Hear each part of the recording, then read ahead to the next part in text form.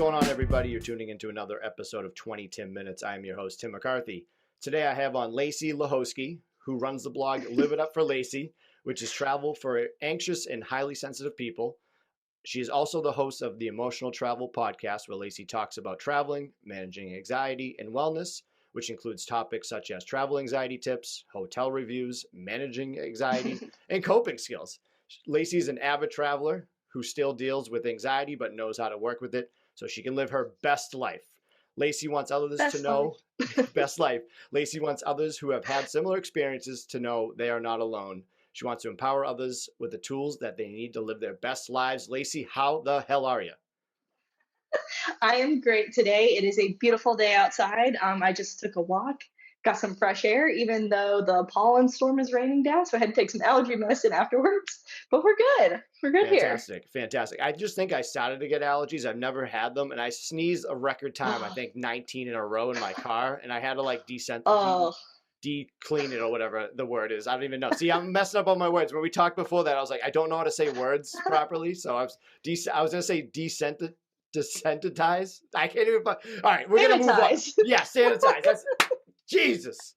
This is already starting off hot. I like it. People are probably getting ahead of me right now. Lacey, tell us a little bit about you and why you're on today. Sure. So my name is Lacey Lehotzky. I am a travel and wellness blogger. I do write about travel anxiety. I really want to make travel accessible for people who have really bad anxiety like I do, because it's been one of the most like eye-opening and fulfilling parts of my life over the past, I don't know, like 3 or 4 years when I've like really started traveling seriously. But it does come with different challenges that I think most travel bloggers don't really cover. When I plan my travels to a new place, I always look at other people's blogs, and I'm always left with questions like, well, what about the bathroom situation? That's a big one for me because I'm a little person and I drink a lot of water. Or like, is water free there? Can I drink the tap water there? Like, do I need to be buying a bottle of water every 5 minutes because I drink it so fast? Things like that are like not really covered in a lot of travel blogs, but that somebody who has like anxiety like I do would love to know. So that's kind of like the perspective I'm trying to give with my blog. It's something just a little different, geared towards people with anxiety who still want to travel. Like I've always been a big believer in not letting your physical or mental illnesses, limitations, disabilities, whatever you want to call them, define you and limit you from living the life you want to live. My husband once told me that it's all about making accommodations. So that's what I do. I make accommodations for the things that I know are going to stress me out, or I know that I need to have done or get done, or places that I need to go that are better for me. So it's all about that mindset around how can I still do what I want to do, given the fact that I have like anxiety or I'm really sensitive, things like that. So that's where I'm coming from, trying to spread the good word about you can still do stuff when you have issues like I do. I like that because I'm such an over preparer when I go on travels. One of my big things is like searching everything and anything, but my big one is scams. When I'm going somewhere, I want to know what the scam is because I'm not falling for it. I want to know, like some guy putting a bracelet on me. I'm like, I'm not buying that, pal. I'm out. Yeah, we went to Morocco like literally as the pandemic was hitting. And my husband like looked up all the scams. And that one was actually really hard for me emotionally because of like how many people like get in your face. They even touch you there, which I do not like to be touched by random people. And so that made me really anxious. And we were like mostly in Marrakesh, and I did not like Marrakesh. Like if anybody asks me like, hi, I have anxiety or I'm sensitive, would you recommend going to Marrakesh? My answer is like maybe for a day if you can handle it, but don't stay there. Like you need to like see it and then go move on because it is very stressful. It's very busy. The walls of the Medina are very high. The souks are crowded and smelly and overwhelming. And yeah, so I had a hard time there. And there's lots of scams. You have to be very hyper vigilant. Yeah, I've never fallen for a scam. Like when people call me about my extended warranty, I just hang right up on. That's our scam. If someone comes over here, like, don't fall for the extended warranty. What was your first trip that you remember? Did you travel as a kid, or what was it? So both sets of my grandparents were very avid travelers. My mom's parents used to take me all over with them. The one that I vaguely remember probably earliest was when we went to New Orleans. It was just like a weekend trip. I grew up in Arkansas, so we drove down from Arkansas to New Orleans, and we were there for like a weekend or something. I vaguely remember it. I was like 4 or 5 maybe, so it's a long time ago. So I just, started out like doing just little things, trips like that with my grandparents. As I got older, my family went on a couple cruises. And then once I met my husband, my now husband, before we were married, we traveled too. It was just like we went travel crazy. So we've been together a little over 3 years now, and we've been to I think 7 countries together. So that's pretty cool. What do you think is more anxiety ridden, time anxiety or packing? Oh, definitely time anxiety. I get stressed out. Like I'm the type of person that if I'm there 15 minutes early, I'm late in my own head. So like, that's me as a person. And so then I'm always like anxious about like, are we gonna get to the airport on time? And then like I hate sitting at the airport too because I'm like, I just want to go, just Oh, want I to go, I love it. just want to go. But I have an extensive, almost like obsessive packing list that I go over multiple times. So I like don't forget anything going usually. Sometimes I leave stuff in the hotel room, like who doesn't do that? Yep. But yes, no, I have like an extensively detailed, ridiculous packing list that I So just that's review what you in recommend for advance. people is just have like a set every time they go. So you're already ready. So I get that why you would pick that because Mhm, you're already ready. You know what you need to do. When it comes to time, there's traffic. There's so mhm. many different things you can be like, I can get a flat tire. And then your anxiety just keeps going. You're like, I'm not going to make it. Oh my God, yes. It's the worst. Especially, well, during the pandemic when we would be flying out, we had this one really, really early morning flight. We hate like parking at the airport. We never usually drive our car, except when we like scheduled an Uber ahead, no one showed up. So then we had to like last minute scramble, throw all our luggage in one of our cars and like race to the airport so that we could like make our flight because like no Uber showed up. There's literally no one even driving on the road, and I was like, oh my god. This is a broad question, but hopefully we can stem off from it. Someone doesn't travel well. What tips are you going to give them? Like, just say someone's like, I've traveled once as a kid. I'm very scared. Like, what would you tell them going in? Like, what would you recommend? Everything. Like, they come to you. What are you going to help them with? Well, I'd want to know what they're most anxious about first because that will really like allow me to help them. But say they're anxious about flying, I get very anxious about flying. It's gotten better for me the more I've flown, but the first couple times was very rough. So if you have like actual flying, like movement of from place to place anxiety, noise canceling headphones, I just invested in these. They're amazing. um, and then have like things to distract you. I actually have a whole article on like coping with travel anxiety on my blog and like an entire like very very ridiculously thorough guide because that's I just am thorough and ridiculous and Yeah. extra about anything I put together is just so much information overload. So I have an entire like coping with travel anxiety guide where it teaches you like distraction techniques or different types of grounding techniques for a variety of different situations you may come across with traveling. Another big one that I hear a lot is safety, which, as somebody with anxiety, safety is a big thing for me. So, if you're like a first time traveler, I'd probably stick to like safer countries. And for us in the US, a lot of that is like European cities, bigger European countries. Think places like that where like people speak a lot of English and, like a lot of tourists go there. So like the tourism sector is very strong. People know how to deal with tourists there. I wouldn't like go rush off into the middle of the Amazon rainforest or anything like that for your first time anxious traveler. Like that's probably a little extreme. Or even going with like a guided like group tour. I know they have like tons of different like you want to go hiking, you want to go to a city, but like being on a pre-planned itinerary for a bunch of people. Maybe you meet some new people along the way. Those are really easy too because it's like low stress. Or just go to an all inclusive resort in the Caribbean because that's easy peasy too.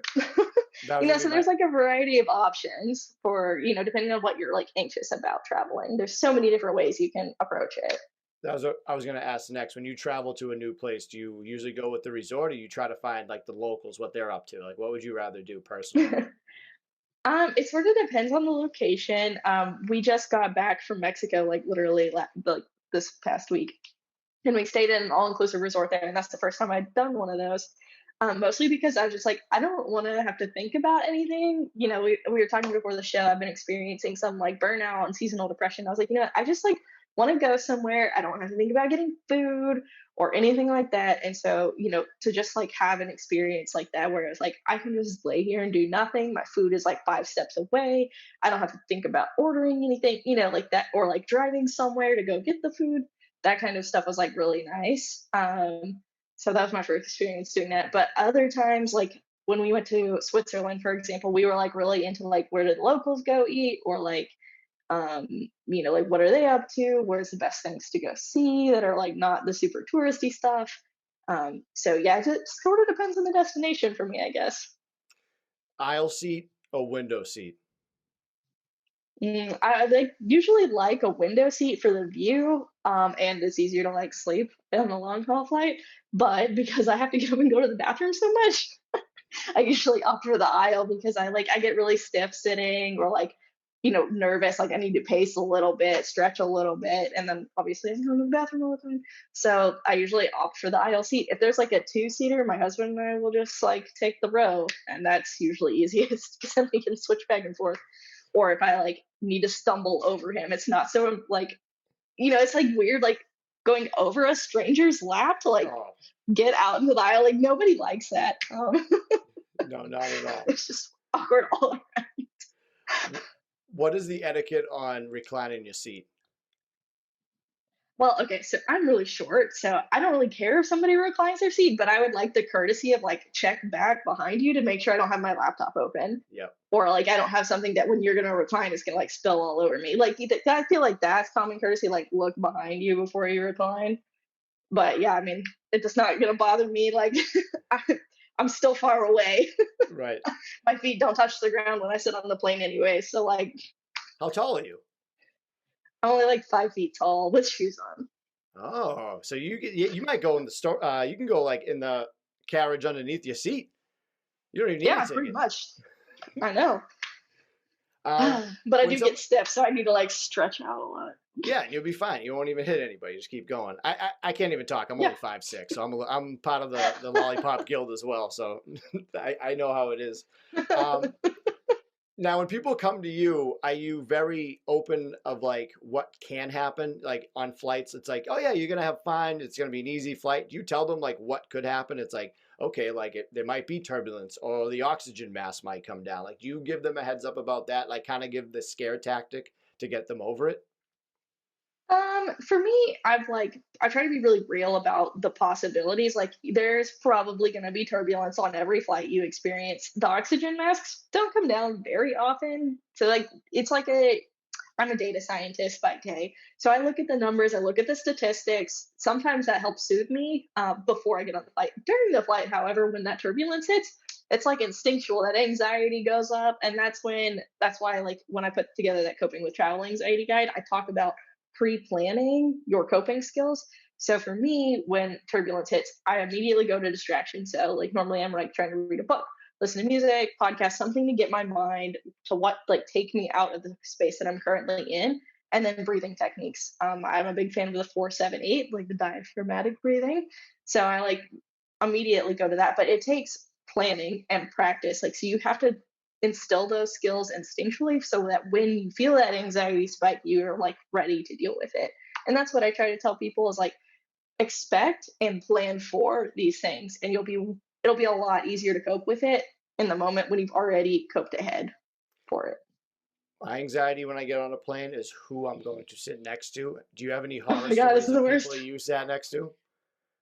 I do not, because thankfully I've done most of my traveling with my husband, so we're like Oh yeah, usually next to each other. But I do have one time it was like, oh my god, let me give you some context here. please. So like first plane ride from like like during the pandemic, it was like September 2020, so people were still like crazy about all sorts of stuff.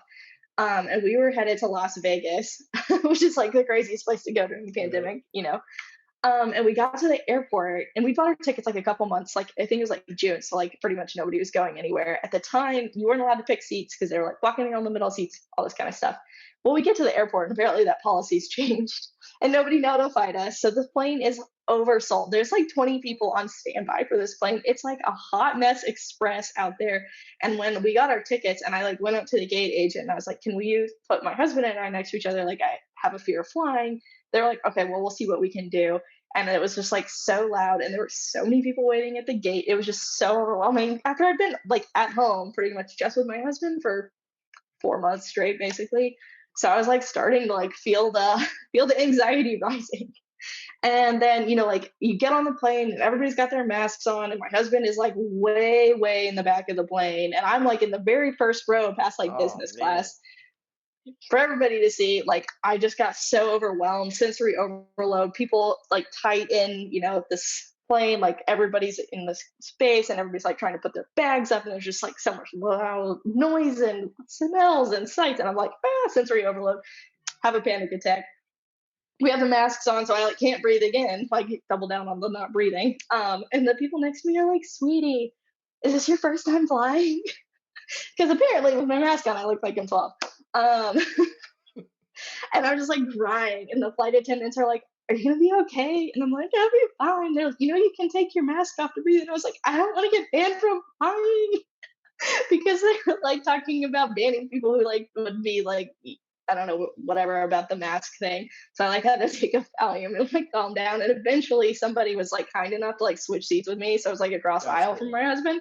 So it wasn't like I had a passenger like next to me that was terrible. I was that person because they wouldn't let the plane take off till like calm down. That is horrible. I would So embarrassing. So embarrassing. especially from Vegas, I would be like, even I would have an anxiety attack with just all the people in general before I got on. I'd be like, Oh oh my God. no, Oh, that'd be brutal. yeah. Now, Yeah. I always hear like these stories. You might have not dealt with it. You're not a, like I would say you're a flying professional, but you might not know this. I saw one time a guy was walking another guy, and he had like a cloth over his hands, and I couldn't figure out why. So he was getting extradited. Have you ever seen that move? Oh, no, I I've have seen that. not. Yeah, some guy he was Ooh. arrested, and they just put the cloth over him. So So they no, just covered. yeah, it's like he was doing a magic trick very Hmm. slowly. Like, he's like, I'll get this one Yeah. day.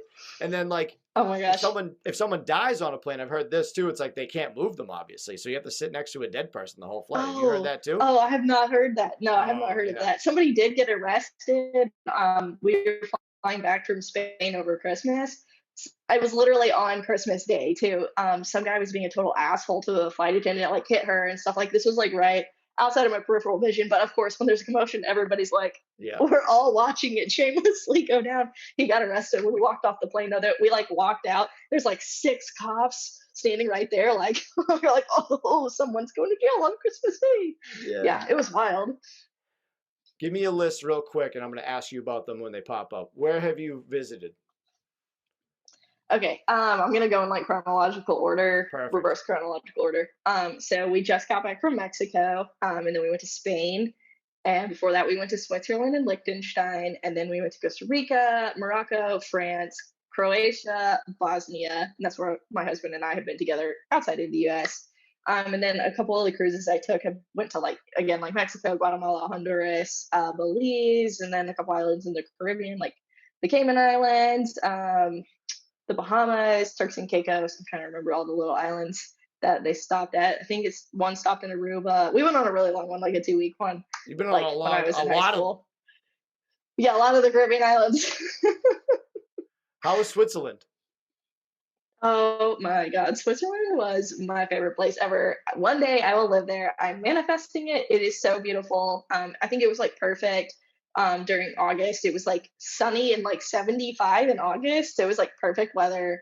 The hiking was amazing. I loved the Swiss Alps. They were just like so epic. Like I've never seen mountains that big. Yeah. And we went to Lauterbrunnen, which is like the like storybook little village. And you can just see these towering snow-capped peaks in August. They were amazing. So yes, I love Switzerland. I will go back. Um, and I would tell everybody that they should go. However, it is very expensive, so you gotta be prepared to spend a lot of money. One of my places I really want to go and fly to is Japan. How would I deal with such a long flight? Like, I think that's another one that I don't like is because I'm confined and I can't really stretch too much. It's like, what do you do on those long flights? So I actually have a genetic connective tissue disorder called Ehlers-Danlos syndrome. For me, the things that bother me the most, I get really stiff, which is kind of counterintuitive for somebody whose joints are hypermobile. So I have like a specific stretching routine that I do on the plane. Like I will literally just get up and like go to the back of the plane and stretch like whatever. Sometimes if there's like one of the plane's configuration, like where the exit row, there's like a bit of space in the exit row, I'll sit there and stretch in front of those people. Like I don't care. Like I have to take care of myself. But another thing that really bothers me is like being upright for too long. Like all the blood will start pooling in my legs, especially on the airplanes. So I have like compression socks and some compression leggings that I'll wear to like help bring the blood back up. But if it gets to a point where I start feeling faint, I will literally go back to the back of the plane, tell the flight attendants that I need to lay down, otherwise I'm going to pass out. And they've been very nice. Like they'll put like some blankets down for me and like let me put my feet above my head, and then all the blood will come back and I'll feel better. But like I think that's you really just have to know what your body needs and then be willing to ask for what you need. Most people are very amenable. Like when you have something like that, they're like, well, you can't control it, and they're very helpful. Again, you need to be like polite about it and empathize with the other person too, and then people are usually like really nice. We try to get like two seats next to each other too, and I like to go to the back of the plane because it's a little easier for me to like get up and stretch and stuff. Normally if you're in the back of the plane too, there may or may not be somebody. There's like the 3-seat configuration Yep. in that third seat, so I feel like because most people want to be as close as possible to the door, so my strategy is go back as far as possible and maybe you'll get lucky and you'll have the whole world to yourself. So those are the kinds of things that I think about, especially like on longer flights. I would love to go to Thailand, but that is a very, very long flight. Mm-hmm. So we are actually using like credit card points and things like that to do, like the award space. You can get like the first class tickets cheaper. That's a strategy I would look into as well.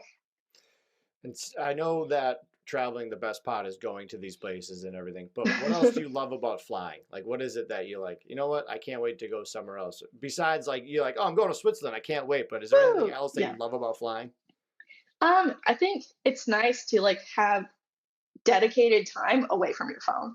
I'm not the kind of person that gets in-flight Wi-Fi, so it like forces me to get off Instagram, not text anybody, not read the news, things like that. So I really like that like forced don't talk to anybody, like you're kind of away from the outside world. I use it to like catch up on books that I want to read. So I like either have like my Kindle or like an actual book, and like make myself do those kinds of things rather than like surf the web or Instagram, things like that are just very draining. So like that's one thing that I think is a very underrated part about getting on the plane. Just don't get the plane Wi-Fi. Don't pay for it. Take your phone break. It's the biggest scam going. I was going to ask if you were a rule follower and turn off your phone when they say all electronics off. I don't do that because I want to see what happens. And I haven't seen anything happen yet. I put it on airplane mode because I don't know what that means, but I'll do that. Yeah, I put it on airplane mode, but then you can't like access anything without Wi-Fi unless you have it like already downloaded to your phone, like podcasts, like this podcast, or songs, things like that. I don't even know how Wi-Fi doesn't work in the plane. It's like, you know what I mean? It's in the cars. I don't even know, like 5G, I don't know what that means. And they say it's in the cloud. We go through clouds and it doesn't even work. That's the one thing that drives me nuts. I forget what it's called. None of this makes sense. Yeah. What is it? Fly-fi? What is it? Wi-Fi? I don't know. See, that's how bad it is. Yeah, none of it makes sense. Elon Musk will have us all connected one day with his Starlink stuff. They needed to make traveling so much easier down the road where like flights just like take like warp speed and you get there like instantly. That would be way better, but it's gonna be way more expensive if that's the case. Oh my god, it'd be so expensive. Now the one thing that I saw on here with the what you include with helping people with your blog is hotel reviews. What do you mean by that? So hotels are very important, very underrated part of traveling because you will at least go sleep there for like 8 hours. And as somebody with like chronic pain issues and anxiety, I want a comfortable, clean, safe place to like lay down at night because otherwise I have a lot of anxiety falling asleep. It's hard for me to get comfortable. And if I'm like haven't slept and I'm grouchy, like kind of ruins the vacation after like, several nights of like not sleeping. Also, jet lag is a thing. So just pile all that on. I know when I'm very tired and stressed out, I get way grumpier, I get way hangrier, and it just like is no fun for me or anybody else that I'm around because I take it out on them. Thank you to my husband for putting up with me and all my anger. So, I think that's really important to like give a very full picture. I mean, because like I'll go read reviews when I'm like looking to book a hotel, and if it ever says anything about uncomfortable or firm mattress, I'm like, nope. Because I want to enjoy that part of my vacation too. And I always like to take a little siesta in the middle of the day as well. So like have a nice place to like lay down for a couple hours in the afternoon after I've been out all day before we go to dinner. So having somewhere that's comfortable, safe, and in a good location, especially one that's like walkable if you're in Europe, is very important. And that's why I want to give like more in-depth reviews of the places that I stay. It's very, you can tell you just went to Mexico with the word siesta. So I like how you brought that up in like your regular vocabulary. That's fantastic. Um, hmm Now with flying, what do you accept TripAdvisor? Do you think they're a legit website? Do you use them? I will like peruse it. I don't like spend a whole bunch of time on it. If I'm like, well, I just want like general things to do, then I'll like go through there. So that would be like my first step, I guess, in planning a trip. I go check out TripAdvisor, what's there to do. Sometimes I'll look at the reviews, but again, like I look at reviews from multiple places because you get different reviewers on every site. So I like want to know because I'm anxious if I'm gonna get a good night's sleep or not. So yeah, that's like my maybe like first stop. But then normally if I'm like, oh, this looks really cool, let me go read more about it. So then I'll like search for that separately. What made you want to start to help people? Well, one, the pandemic was really what like sparked my like, okay, actually now's the time for me to act.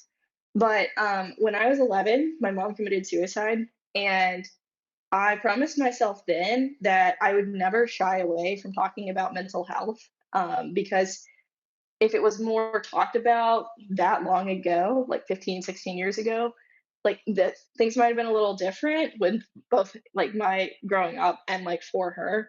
Um, and that really made me unpopular, especially because like, 15 years ago, like mental health was a very taboo topic. And for Mhm. somebody who's in like middle school, high school, like talking about it, being very open about their own struggles, most people didn't want to hear it. Most people had never had it you come across anything like that in their lives. So I had a really hard time like relating to people too. So there was a lot that went on for me way before I started Live It Up with Lacey. But once the pandemic hit, and I was like, oh my gosh, I feel like people's anxiety is just going to go through the roof. We have no idea when this is going to end. There's so much like bullshit out there. There's so much like fear mongering out there, and everybody's just like at each other's throats. And I was like, let me try to find a way to give like a holistic view and make people feel comfortable traveling again, because that's going to be such a huge issue after all of this is over. um, I think even like for the next couple of years, people are going to be extra cautious on planes and airports, like leaving their home in general. So I wanted to make it so that people who did develop pretty bad anxiety during the pandemic, they could still do what they loved afterwards, That and was a then really, help people learn some coping skills along the yep, way. yep, help them right on the way. I really appreciate that was a powerful answer, and I really appreciate you opening up about that. That does help break the stigma with sharing stories like that. Even if it sounds casually, it's really good in a way and to just talk about that openly in like a Yeah. nice space between us. So I really appreciate you telling me that, and everyone that's listening right now. What is a nice life hack that you could use when flying? Um, so this is mostly a short person life hack, but I always pack my backpack with like snacks and stuff, so it's like pretty full by the time I like slide it under the seat in front of me. And since my feet don't touch the ground in the middle of the flight, I'll slide it out and let my feet rest on my backpack. That is a good life hack. What do you pack for snacks? What do we got? I usually go with protein bars. I have to have a lot of protein for my muscles and stuff like that, especially with my Ehlers-Danlos. I always have some like gluten-free, like sort of crackers or chips or something, just if I like get hungry, and then apples because they're the universal great snack, and you can bring them on planes, and that's healthy. That's very healthy. Now, let's end it with this because you have to be a healthy person for this. And I love talking to other people about this because I'm a practitioner. Is jujitsu. How do you think that helped you in life? And Well, kickboxing. I actually, know you're a big kickboxer. We yes, could start love with my that first. kickboxing And you too. just got into jujitsu. So I actually met my husband kickboxing. So cheesy. We met on Valentine's Day. It was like my second class kickboxing, and then we was love at first sight. We got married 6 months later. No way. uh, yeah, How way. long you guys been So married? a little like 2.5 years now. Like we That's literally met like 3 years ago this past Valentine's Day. that's So crazily awesome. That's really yeah, cool. yeah. So that it brought me him. So that's a pretty good perk, I'd say. Yeah. Other than that, like I started kickboxing at like a really, I'd say, pivotal moment in my life. I moved to North Carolina without a job with a boy. And he was not very good to me. And when we finally split things off, I didn't know anybody here. I'd like just started a job. I'd finally gotten a car. I spent like the better part of a year at home, not around anybody else, not allowed to be around anybody else, not allowed to go anywhere because I didn't have a car. He's very isolated. And, I was like kind of afraid, like being a very little person in the city where I knew no one and had nothing.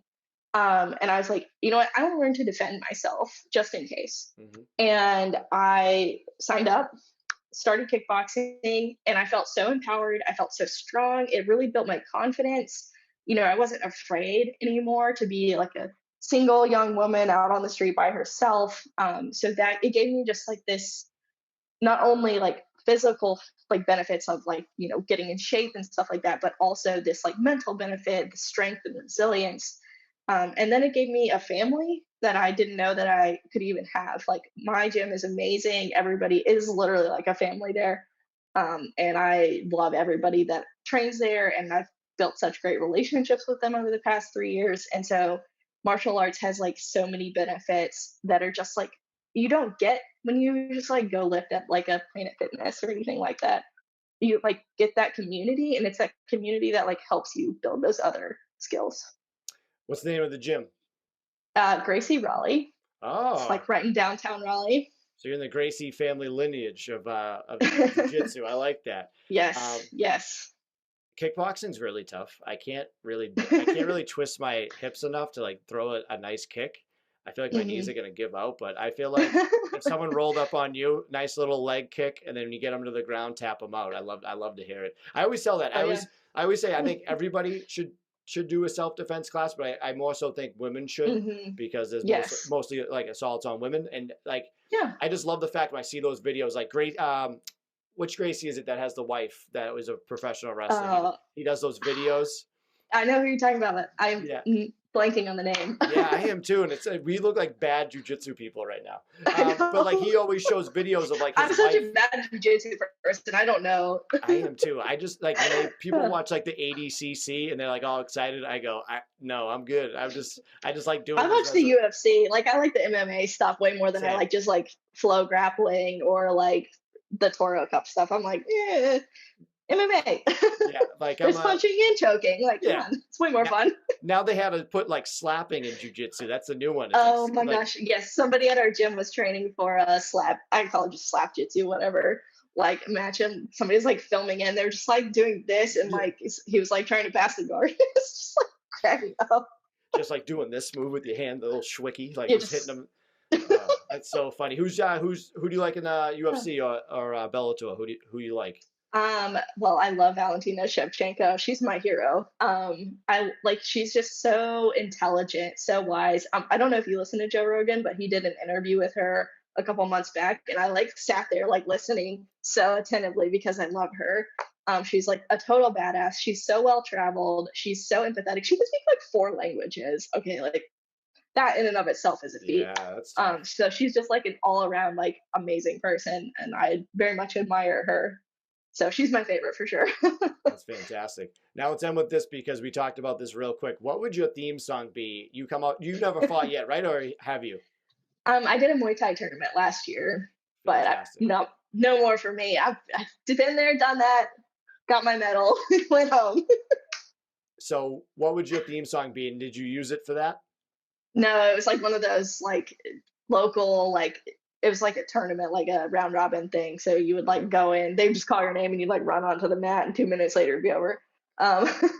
But my walkout song, if I was like walking out to the octagon, would be Born for Greatness by Papa Roach. Oh, I love that Papa one. Roach. When did that I love Papa Roach.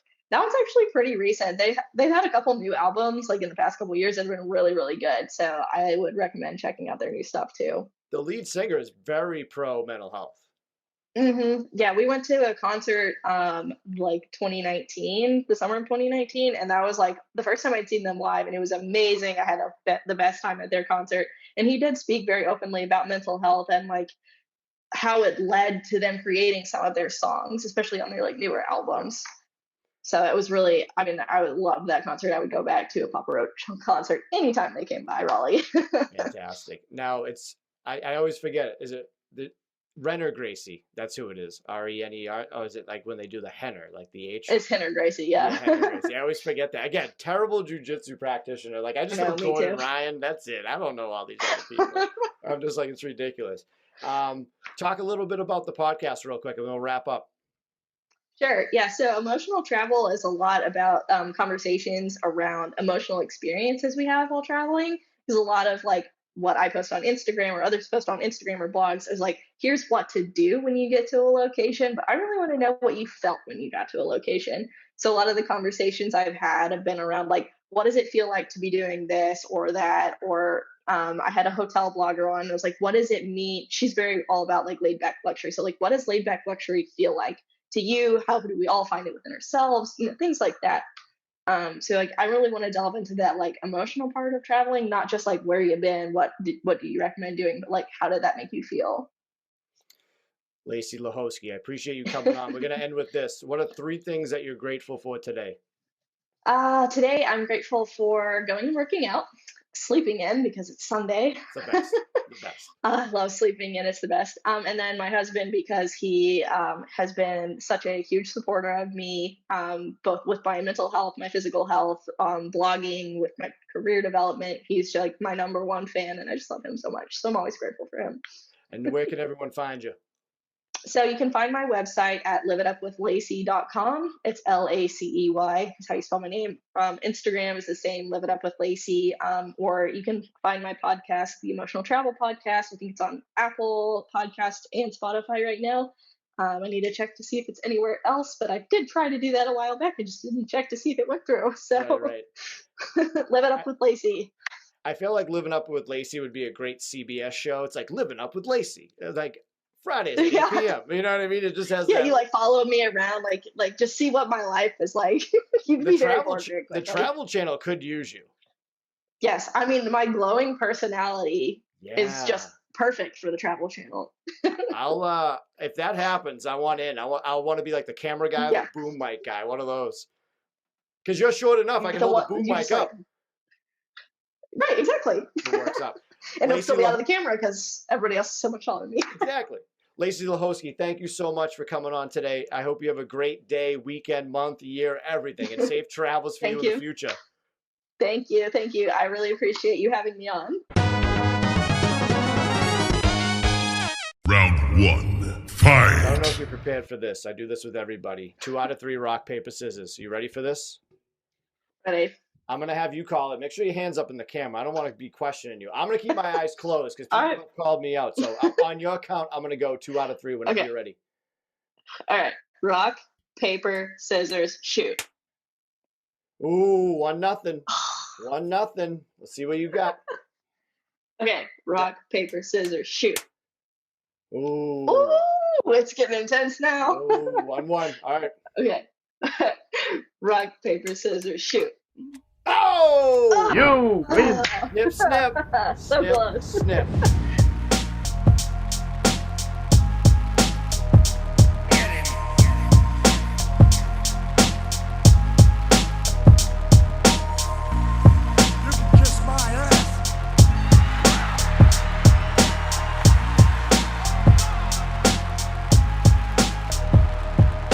This podcast is not intended to be a substitute for professional medical advice, diagnosis, or treatment.